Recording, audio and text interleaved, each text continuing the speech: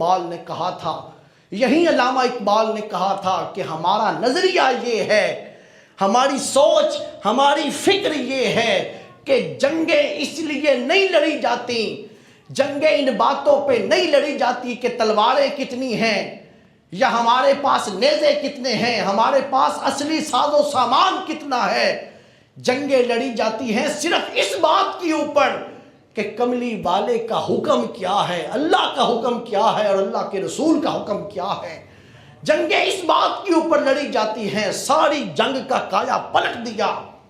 علامہ اقبال کہتے ہیں تہران ہو گر عالم مشرق کا جنیوا، تہران ہو گر عالم مشرق کا جنیوا، شاید کرۂ ارض کی تقدیر بدل جائے۔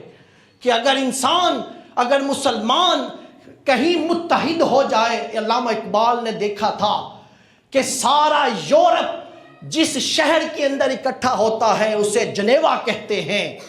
علامہ کہنے لگا کہ کاش کہ مسلمان بھی کسی ایک شہر میں اکٹھے ہو جائیں، کسی ایک شہر میں اکٹھے ہو جائیں۔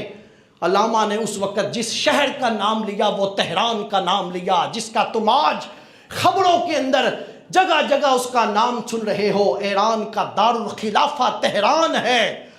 ایک امت مسلمہ تہران میں اکٹھی ہو جائے، تہران ہو گر عالم مشرق کا جنیوا، شاید کرۂ ارض کی تقدیر بدل جائے۔ کہ ایک شہر کو اگر مسلمان اپنے اکٹھے ہونے کی جگہ بنا لیں تو پوری امت مسلمہ کی تقدیر بدل جاتی ہے۔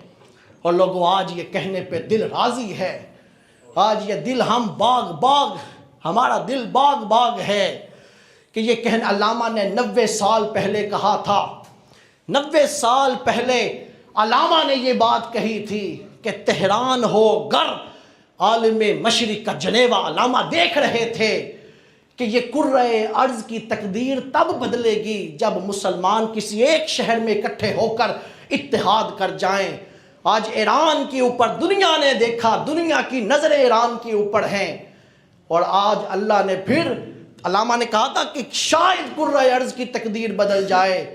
وہ جس ملک کو لوگ گرائے بیٹھے تھے، جس ملک کو ڈیفالٹر کیے بیٹھے تھے، آج عالم، اور پھر عالم اسلام نہیں بلکہ عالم کائنات کے اندر، پوری دنیا کے اندر سب سے اونچا جھنڈا پاکستان کا دکھائی دے رہا ہے۔